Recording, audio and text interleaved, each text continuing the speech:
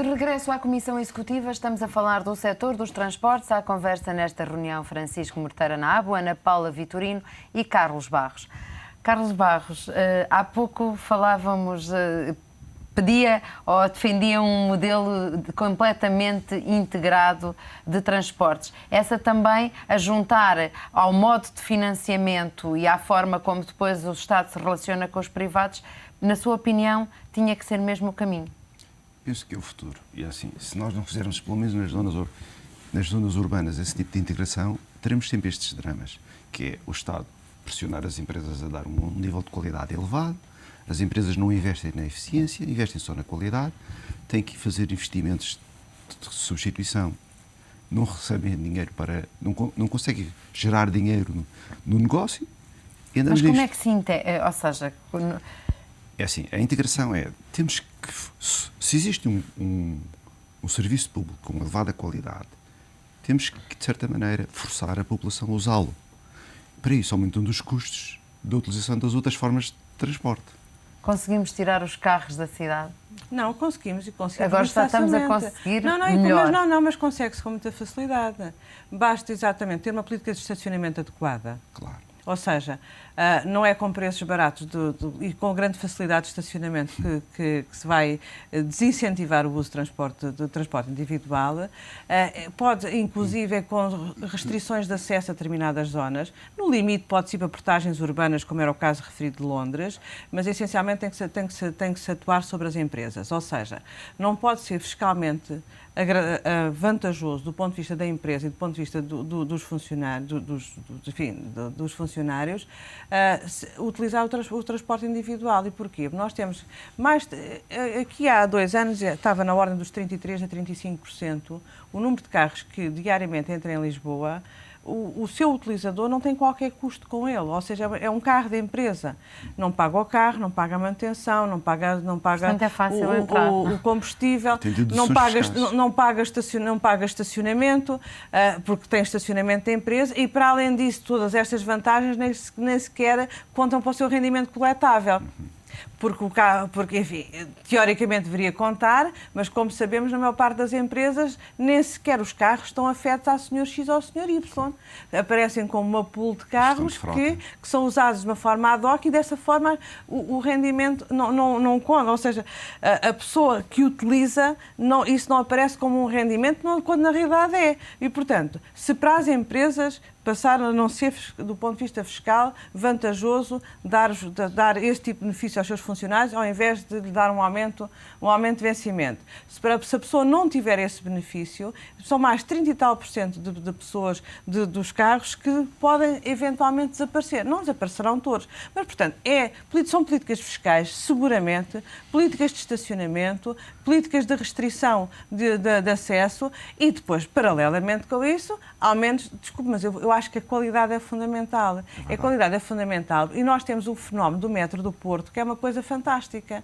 É um fenómeno, de facto. É um fenómeno em que, precisamente porque é um sistema de elevada qualidade e que tem um bom sistema de marketing também, contrariamente ao que se passa em Lisboa, os utilizadores do metro do Porto são também a classe média alta. Ou seja, há a classe média baixa, como em Lisboa, mas para além disso temos a classe média. A taxa de ocupação tem vindo a subir. Eu, a determinada altura, lancei uma campanha que era "é bem andar de transportes". Porque, de facto, nós ainda achamos que não é. Francisco Morteira, mas isto também é uma questão de mudança de mentalidade. É, com certeza. Mas eu acho que as pessoas estão a se adaptar. Eu acho que essa ideia de as pessoas usarem cada vez mais o transporte público, porque ele é bom, porque eu acho que nós temos bom transporte público, as pessoas estão a adaptar. Já não há essa um pouco a ideia de que só anda de transporte público quem é mais pobre, quem tem as classes mais populares. Não, isso está um pouco ultrapassado. E, portanto, eu acho que sim, eu acho que há essa mudança de mentalidade e são necessárias medidas no sentido de tirar os carros das cidades, claro. E há experiências já conhecidas, Copenhague, São Paulo, Estocolmo. Ou seja, hoje já é só copiar o que se faz, penalizar quem traz, sei lá, 50% dos carros, não sei quanto é, mas 50% dos carros trazem uma pessoa, ou mais. É uma coisa mais. E, portanto, se calhar, penalizar mais esse carro. A palavra correta não seria penalizar, atribuir os custos às pessoas. Há custos que em Portugal as pessoas não pagam. Agora, essa mentalidade... internalização dos... É verdade. Chamar as coisas pelo nome, internalização dos custos externos. É verdade. Ou seja, de facto, os utilizadores dos carros, os carros, não estão a pagar todos os custos que produzem. Claro. Porque nós dizemos assim, vamos introduzir portagens, mas devemos introduzir, porquê? Claro. Porque esses carros não estão a, essas pessoas não estão a pagar os investimentos na rodovia, a manutenção, as emissões de gases com efeito de estufa, e agora já não é conversa. É assim, mas todos nós pagamos impostos, não é? Sim, mas os impostos não dão para tudo. Mas em matéria de mobilidade, há aqui uma questão, e é uma questão que tem vindo a ser discutida e até já está plasmada no novo livro branco da mobilidade, que é exatamente a questão ambiental, ou seja, o utilizador não é o utilizador-pagador, porque isso já era, isso também tem que haver aqui adaptações de natureza até social, mas é o poluidor-pagador, ou seja, você paga através dos seus impostos, está tal e qual como eu, tal e qual como o Dr. Monteiro Nava, enfim, toda a gente, estamos a pagar aquilo que é a generalidade do funcionamento do Estado, da nossa sociedade. Mas eu não tenho nada que pagar o seu vício de andar de carro. Ou seja, eu por acaso tenho passo social, se andar transportes públicos, porquê é que é de estar a pagar? E agora já não são conversas genéricas. Nós entramos no comércio de emissões. A grande maioria desse comércio, daquilo que vamos ter que pagar, tem a ver com o excesso de utilização do transporte rodoviário. Mas não é o excesso de utilização do transporte rodoviário dos autocarros da Carris. Não. São dos carros de todos nós.